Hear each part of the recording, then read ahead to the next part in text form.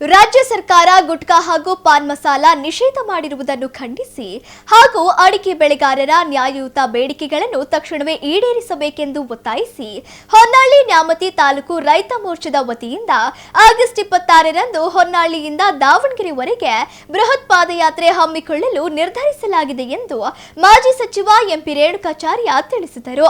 ನಗರದ ಹಿರೇಕಲ್ ಮಠದಲ್ಲಿ ಏರ್ಪಡಿಸಲಾಗಿದ್ದ ರೈತ ಮೋರ್ಚಾದ ಪ್ರಮುಖ ಮುಖಂಡರ ತುರ್ತು ಆಲೋಚನಾ ಸಭೆಯಲ್ಲಿ ಈ ಮಹತ್ವದ ತೀರ್ಮಾನ ಕೈಗೊಳ್ಳಲಾಯಿತು. ಸಭೆಯ ನಂತರ ಸುದ್ದಿಗಾರರೊಂದಿಗೆ ಮಾತನಾಡಿದ ಅವರು, ಈಗಾಗಲೇ ಅಡಿಕೆ ಬೆಳೆಗಾರರು ಸೂಕ್ತ ಮಾರುಕಟ್ಟೆ ಬೆಲೆ ಸಿಗದೆ ರೋಗಬಾಧೆ ಹಾಗೂ ಇನ್ನಿತರ ತಾಂತ್ರಿಕ ಸಮಸ್ಯೆಗಳಿಂದ ತೀವ್ರ ಸಂಕಷ್ಟದಲ್ಲಿದ್ದಾರೆ. ಇಂತಹ ಹಂತದಲ್ಲಿ ರಾಜ್ಯ ಸರ್ಕಾರ ಏಕಾಏಕಿ ಗುಟ್ಕಾ ಹಾಗೂ ಪಾನ್ ಮಸಾಲ ನಿಷೇಧಿಸಿರುವುದರಿಂದ ಅಡಿಕೆ ಬೆಳೆಗಾರರು ಮತ್ತಷ್ಟು ಕಂಗಾಲಾಗಿದ್ದಾರೆ. ಹೀಗಾಗಿ ರೈತರ ಹಿತಾಸಕ್ತಿ ಕಾಯುವುದು ನಮ್ಮ ಆದ್ಯ ಕರ್ತವ್ಯವಾಗಿದ್ದು ರಾಜ್ಯ ಸರ್ಕಾರದ ಗಮನ ಸೆಳೆಯಲು ಈ ಪ್ರತಿಭಟನಾ ಪಾದಯಾತ್ರೆ ಸಂಘಟಿಸಲಾಗುತ್ತಿದೆ ಎಂದರು. ಆಗಸ್ಟ್ 26ರ ಬುಧವಾರ ಬೆಳಗ್ಗೆ ಹೊನ್ನಾಳಿಯಿಂದ ಶುರುವಾಗಲಿರುವ ಈ ಪಾದಯಾತ್ರೆಯು ದಾವಣಗೆರೆಯ ಜಿಲ್ಲಾಧಿಕಾರಿಗಳ ಕಚೇರಿಯವರೆಗೆ ಸಾಗಲಿದೆ. ಈ ಬೃಹತ್ ಹೋರಾಟದಲ್ಲಿ ಹೊನ್ನಾಳಿ ಹಾಗೂ ನ್ಯಾಮತಿ ಅವಳಿ ತಾಲೂಕಿನ ಅಡಿಕೆ ಬೆಳೆಗಾರರು, ವಿವಿಧ ರೈತ ಸಂಘಟನೆಗಳ ಪದಾಧಿಕಾರಿಗಳು, ಪಕ್ಷದ ಮುಖಂಡರು ಹಾಗೂ ಕಾರ್ಯಕರ್ತರು ಹೆಚ್ಚಿನ ಸಂಖ್ಯೆಯಲ್ಲಿ ಭಾಗವಹಿಸಲಿದ್ದಾರೆ ಎಂದರು. ಮತ್ತು ರೈತ ಮೋರ್ಚಾ ಎಲ್ಲ ಭಾಗವಹಿಸಿದ ಜಿಲ್ಲಾ ಮಟ್ಟದ ತಂಡದ ಎಲ್ಲ ಮೋರ್ಚಾಗಳ ಪದಾಧಿಕಾರಿಗಳೇ, ಪುರಸಭೆಯ ಮಾಜಿ ಅಧ್ಯಕ್ಷಗಳೇ, ಮುಖಂಡರುಗಳೇ, ಕಾರ್ಯಕರ್ತ ಬಂಧುಗಳೇ, ಮಾಧ್ಯಮ ಸ್ನೇಹಿತರೆ, ಹೊನ್ನಾಳಿ ನ್ಯಾಮತಿ ಅವಳಿ ತಾಲೂಕಲ್ಲಿ ಬಹುಶಃ ಎಲ್ಲ ಹೋರಾಟಗಳು ಯಶಸ್ವಿಯಾಗಿದೆ. ಕಳೆದ ತಿಂಗಳು ಜುಲೈ 22ನೇ ತಾರೀಕು ನಾವು ವಯೋವೃದ್ಧರು, ಅಂಗವಿಕಲರ, ವಿಧಿವರಿಗೆ ಭಾಳ ದೊಡ್ಡ ಮಟ್ಟದ ಹೋರಾಟವನ್ನು ಮಾಡಿದ್ವಿ. ಈಗಾಗಲೇ ರಾಜ್ಯ ಸರ್ಕಾರ, ಕಂದಾಯ ಸಚಿವರು, ಉಪಮುಖ್ಯಮಂತ್ರಿಗಳು ನಾವು ಹೋರಾಟದ ಪ್ರತಿಫಲ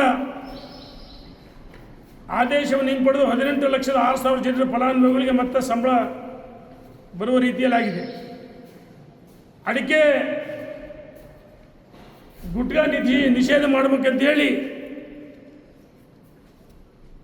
ರಾಜ್ಯದ ಆಹಾರ ಇಲಾಖೆ ಅಧಿಕಾರಿಗಳು, ಆರೋಗ್ಯ ಸಚಿವರು ಆಗಸ್ಟ್ 13ನೇ ತಾರೀಕು ಗುರುವಾರ ಬೆಳಗ್ಗೆ ಗುಟ್ಕಾ ನಿಷೇಧ ಮಾಡಬೇಕಂತೇಳಿ ಆದೇಶವನ್ನು ಹೊರಡಿಸಿದ್ರು. 13ನೇ ತಾರೀಕು ಆರ್ಗ ಜ್ಞಾನೇಂದ್ರ ನೇತೃತ್ವದಲ್ಲಿ ಮಾನ್ಯ ಮುಖ್ಯಮಂತ್ರಿಗಳು ಭೇಟಿ ಮಾಡಿ ಮನವರಿಕೆ ಮಾಡಿದರು.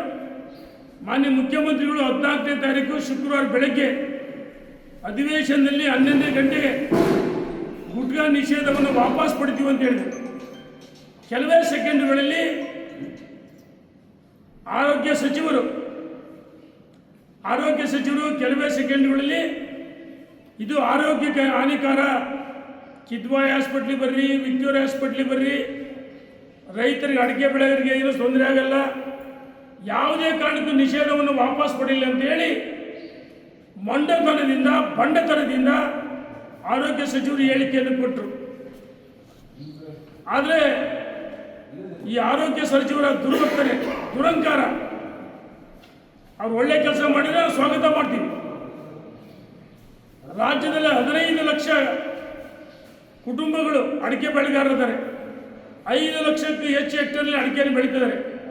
144 ತಾಲೂಕುಗಳಲ್ಲಿ ಅಡಿಕೆ ಬೆಳೆಗಾರರಿದ್ದಾರೆ. ಆದರೆ ಅತಿ ಹೆಚ್ಚು ನಮ್ಮ ಕರ್ನಾಟಕ ರಾಜ್ಯದಲ್ಲಿ ಅಡಿಕೆಯಲ್ಲಿ ಬೆಳೀತಾ ಇದ್ದೀವಿ. ಸುಮಾರು 450 ಕೋಟಿ GSTಯನ್ನು ಸರ್ಕಾರಕ್ಕೆ ಕಟ್ತಾ ಇದ್ದೀವಿ. ಸರ್ಕಾರ ಏಕಪಕ್ಷೀಯವಾಗಿ ಏನು ಆರೋಗ್ಯ ಸಚಿವರು ಹೇಳ್ತಾರೆ, ಆರೋಗ್ಯಕ್ಕೆ ಹಾನಿಕರ. ಸನ್ಮಾನ್ಯ ಆರೋಗ್ಯ ಸಚಿವರೇ, ನಿಮಗೆ ಬಹಿರಂಗ ಸವಾಲಾಗ್ತೀವಿ, ನೀವು ಬನ್ನಿ ಮುಕ್ತವಾದ ಚರ್ಚೆಗೆ.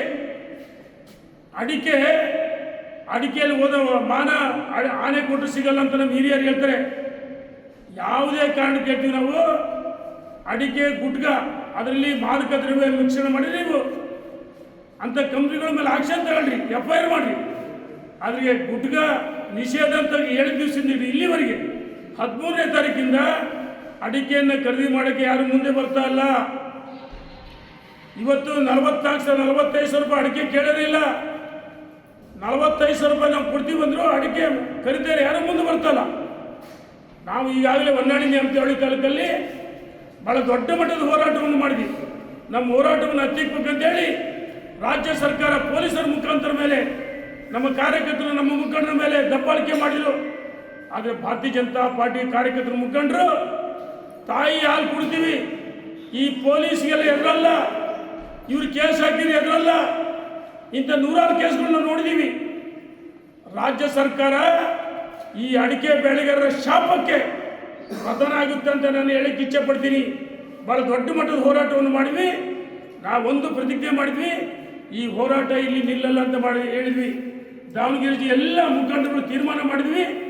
ಶನಿಗಿರಿಯಿಂದ ಪಾದಯಾತ್ರೆ, ಹೊನ್ನಾಳಿಯಿಂದ ಪಾದಯಾತ್ರೆ, ಹರಿಹರದಿಂದ ಪಾದಯಾತ್ರೆ, ಮಾಯಕೊಂಡದ ಪಾದಯಾತ್ರೆ, ಉತ್ತರ ದಕ್ಷಿಣ ದಾವಣಗೆರೆ ಉತ್ತರ ದಕ್ಷಿಣ ಜಗಳೂರು ಎಲ್ಲ ಕಡೆಯಿಂದಲೂ ಪಾದಯಾತ್ರೆಗಳು 26ನೇ ತಾರೀಕು ಬುಧವಾರ ಬೆಳಗ್ಗೆ ನಮ್ಮ ಹೊನ್ನಾಳಿ ಚನ್ನಪ್ಪ ಸ್ವಾಮೀಜಿ ಹಿರೇಕಲ್ಮಠದಿಂದ 26ನೇ ತಾರೀಕು ಬುಧವಾರ ಬೆಳಗ್ಗೆ 9:30 ಪಾದಯಾತ್ರೆ ಹೊರಡ್ತೀವಿ. ಈ ಪಾದಯಾತ್ರೆಯ ಮೊದಲನೇ ದಿವಸ ಕೂಲೆಂಬೆಯಲ್ಲಿ ವಸತಿಯನ್ನು ಮಾಡ್ತೀವಿ, 2ನೇ ದಿವಸ ನಿಶ್ಚಯವನ್ನು ಮಾಡ್ತೀವಿ. ನಾವು ಈ ಸಂದರ್ಭದಲ್ಲಿ ನಮ್ಮ ಹೊನ್ನಾಳಿ ನ್ಯಾಮತಿ ಅವಳಿ ತಾಲೂಕು ರೈತ ಮೋರ್ಚಾದಿಂದ ಪಾದಯಾತ್ರೆ ಹೊರಡ್ತೀವಿ. ಇದ್ರ ಜೊತೆಗೆ ಕೆರೆಗಳು ತುಂಬಿಸೋ ಯೋಜನೆ, ನಮ್ಮ ಸರ್ಕಾರದ ಯೋಜನೆ, ಮಾನ್ಯ ಯಡಿಯೂರಪ್ಪನವರು 519 ಕೋಟಿ ಕೊಟ್ಟರು. ನಾನು ಪವಿತ್ರವಾದ ಸ್ಥಳದಲ್ಲಿದ್ದೀನಿ. ಈ ಸರ್ಕಾರದ ಈ ಶಾಸಕರ ಪಾತ್ರ ಏನಿಲ್ಲ. ಶಾಸಕರು ಅವತ್ತು ಭಾಳ ಚೆನ್ನಾಗಿ ಆಕ್ಷೇಪ ಮಾಡಿ ಹೇಳಿದರು. ನಾವು ಕೇಳ್ತೀವಿ, ಸಚಿವ ಸಂಪುಟದಲ್ಲಿ ಅನುಮೋದನೆಯಾಗಿ ಬಜೆಟಲ್ಲಿ ಕೊಟ್ಟದ್ದು ಅನುದಾನ ನಬಾರ್ಡ್ನಲ್ಲಿ ಮೀಸಲಾಗಿದ್ದಾರೆ. ಗುತ್ತಿಗೆದಾರರಿಗೆ ಇವತ್ತಿಗೆ ಸರ್ಕಾರ ಪೇಮೆಂಟ್ ಮಾಡಿಲ್ಲ, ಎಲ್ಲ ಪೆಂಡಿಂಗ್ ಇಟ್ಟಿದ್ದಾರೆ. ಎಲ್ಲೇ ಒಂದು ಕಡೆಗೆ ಪರ್ಸೆಂಟೇಜ್ ಜಾಸ್ತಿ ಡಿಮ್ಯಾಂಡ್ ಮಾಡ್ತಿದ್ದಾರೆ. ಗುತ್ತಿಗೆದಾರ ಕೆಲಸ ಮಾಡಿ ಹಿಂದೇಟ್ ಆಗ್ತಾನೆ ಅನ್ನೋದ್ರ ಕಣ್ಣೀರು ಹಾಕ್ತಾರೆ. ಅದಕ್ಕೋಸ್ಕರ ಅಡಿಕೆ ಬೆಳೆಗಾರರು ಮತ್ತು ಕೆರೆ ತುಂಬಿಸ್ತಕ್ಕಂಥ ಯೋಜನೆ, ನಮ್ಮ ಉದ್ದೇಶ ಕೆರೆ ತುಂಬಿಸ್ತಕ್ಕಂಥ ಯೋಜನೆಗೆ ನಾವು ಯಡಿಯೂರಪ್ಪನವರಿಂದ ಹಣವನ್ನು ಮಂಜೂರು ಮಾಡಿಸಿದ್ದು ಈ ಹೊಳೆಯಿಂದ ಮೇಲ್ಭಾಗದ ಹಳ್ಳಿಗಳು, ಅಂಕ್ಲು ಪ್ರದೇಶ, ಹೊಳೆಯಿಂದ ಕೆಳ ಹಳ್ಳಿಗಳು ಅದಾವೆ. ರೈತರಿಗೆ ಏನು ಮಳೆಗಾಲ ಕಡಿಮೆ ಆದರೆ ಕೆರೆ ಕಟ್ಟೆಗಳು ತುಂಬಲ್ಲ. ಮಳೆಗಾಲದಲ್ಲಿ ಹೊಳೆ ಬಂದಾಗ ತುಂಗಭದ್ರಾ ನದಿ ತುಂಬಿದಾಗ ಸುಮಾರು 4-5 ತಿಂಗಳು ತುಂಗಭದ್ರಾ ನದಿಯಿಂದ ಲಿಫ್ಟ್ ಇರಿಗೇಷನ್ ಮಾಡ್ತೀವಿ. 3 ಏತ ನೀರಾವರಿಗಳು 519 ಕೋಟಿ. ಇವತ್ತಿಗೂ ಕೆಲವು ಕಾಮಗಾರಿ ಪೆಂಡಿಂಗ್ ಇದೆ. ಒಂದು ಅಡಿಕೆ ಬೆಳೆಗಾರರ ಪರವಾಗಿ, ಇನ್ನು ಕೆರೆ ತುಂಬಿಸ್ತಕ್ಕಂಥ ಯೋಜನೆ ಎಲ್ಲ ರೈತರ ಪರವಾಗಿ ನಾವು ಹೋರಾಟವನ್ನು ಮಾಡ್ತಾ ಇದ್ದೀವಿ. ಹೋರಾಟ ಪ್ರಚಾರಕ್ಕೋಸ್ಕರ ಅಲ್ಲ, ಸ್ವಾರ್ಥಕ್ಕೋಸ್ಕರ ಅಲ್ಲ, ಮತ್ತು ಒಂದು ಫೋಟೋ ವಿಡಿಯೋ ಮಾಡಿಬಿಡ್ತಾರೆ ಕೆಲವರು. ಅದು ನಮ್ಮ ಉದ್ದೇಶ ಅಲ್ಲ. ನಮ್ಮ ಉದ್ದೇಶ ಅಡಿಕೆ ಬೆಳೆಗಾರರು ನೆಮ್ಮದಿಯಿಂದ ಬದುಕಬೇಕು, ಬಾಳಬೇಕು, ಮತ್ತು ಕೆರೆ ತುಂಬತಕ್ಕಂಥ ಯೋಜನೆ ನಮ್ಮ ಸರ್ಕಾರದ ಯೋಜನೆ, ತಕ್ಷಣ ಕೆರೆ ತುಂಬಿಸಬೇಕು ಅಂತೇಳಿ ನಾವು ಬೇಡಿಕೆಯನ್ನು ಇಟ್ಟಿದ್ವಿ. 20 ಬುಧವಾರ ಬೆಳಗ್ಗೆ ಇಲ್ಲಿಂದ ಪಾದಯಾತ್ರೆ ಹೊರಟು 28ನೇ ತಾರೀಕು ದಾವಣಗೆರೆ ಜಿಲ್ಲೆ ಎಲ್ಲ ತಾಲೂಕುಗಳಿಂದ ಪಾದಯಾತ್ರೆ ಹೊರಡ್ತಾರೆ.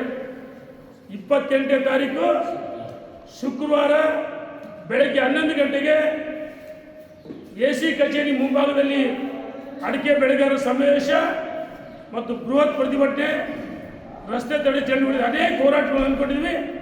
ದೊಡ್ಡ ಸಂಖ್ಯೆಯಲ್ಲಿ ಎಲ್ಲ ಮುಖಂಡರು, ಕಾರ್ಯಕರ್ತರು, ರೈತ ಬಾಂಧವರು, ಅಡಿಕೆ ಬೆಳೆಗಾರ ಬಾಂಧವರು ಮತ್ತು ಕೆರೆ ತುಂಬಿಸೋ ಯೋಜನೆ ನಾವು ಹೋರಾಟವನ್ನು ಮಾಡ್ತಿದ್ದೀವಿ. ಎಲ್ಲ ರೈತ ಬಾಂಧವರು ಆಗಮಿಸಬೇಕಾಗಿ ವಿನಂತಿಸುತ್ತೇನೆ. ಧನ್ಯವಾದಗಳು. ಭಾರತ್ ಮಾತಾ ಕಿ, ಭಾರತ್ ಮಾತಾ ಕಿ. ನರೇಂದ್ರ ಮೋದಿಜಿಯವರಿಗೆ, ನಿತಿನ್ ನವೀನ್ ಅವರಿಗೆ, ರೈತ ನಾಯಕ BS ಯಡಿಯೂರಪ್ಪನವರಿಗೆ, ರಾಜ್ಯಾಧ್ಯಕ್ಷ ವಿಜಯೇಂದ್ರ ಅವರಿಗೆ ಭಾರತ್ ಮಾತಾ ಕಿ. ಭಾರತೀಯ ಜನತಾ ಪಾರ್ಟಿ ಜನಪರ ಹೋರಾಟಕ್ಕೆ, ಭಾರತೀಯ ಜನತಾ ಪಾರ್ಟಿ ರೈತ ಪರ ಹೋರಾಟಕ್ಕೆ.